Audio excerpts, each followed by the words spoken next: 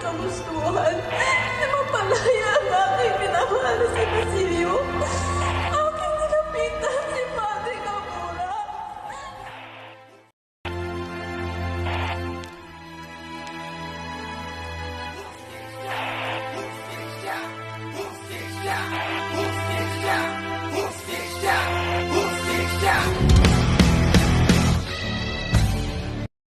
Ako, si Juliana de Dios. Tawagin niyo na lamang akong Pudi. Sinasabi na nakararami na ako yung pinakamagandang dilag sa buong tiyanin. Ay Diyos mio, ako lamang isang mabait, magalang, matiisin at mapagmahal na dalaga. Gagawin ko ang lahat para sa aking mga minamahal. Tama, anak ako ni Cabezang Tales at ako ni Dodang Celo. Matagal ko nang iniibig ang aking minamahal na si Basilio. Kaya ngayon ay sobrang pasasalamat ko sa Diyos sa kanyang aking binigay. Ngunit sa isang iglap ay may isang kapalarang hindi ko matanggap. Sa isang iglap, may balita akong nalaman na hindi ko matanggap. Sinilong si Basilio. Kinuha siya ng mga gwardiya sibil. Hindi ko alam kung ano ang aking gagawin. Hindi ko alam kung ano ang aking gagawin. Wala akong magawa sa kanyang mga sinabit.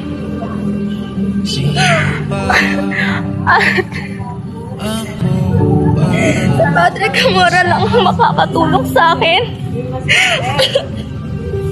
Ang Basilio!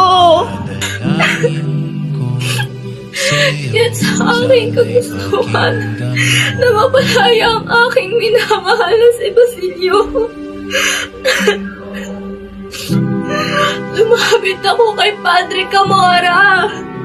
Dala ang pag-asang kami ay kanyang matulungan. Ang aking minamahal na si Basilio sa piitan. Isa lamang ang kanilang tinuran. Lumapit ka kay Padre Camora! Lumapit ka kay Padre Camora! Lumapit ka kay Padre Camora! Sa una ako'y tumakbo. Ngunit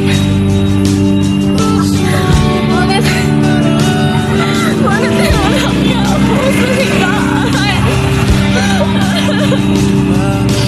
Ako hindi na isang kusulat na nagkalat sa daan.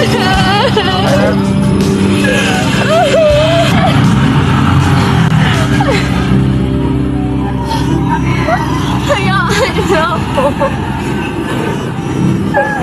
Hayaan niyo na akong makasal ng aking buhay.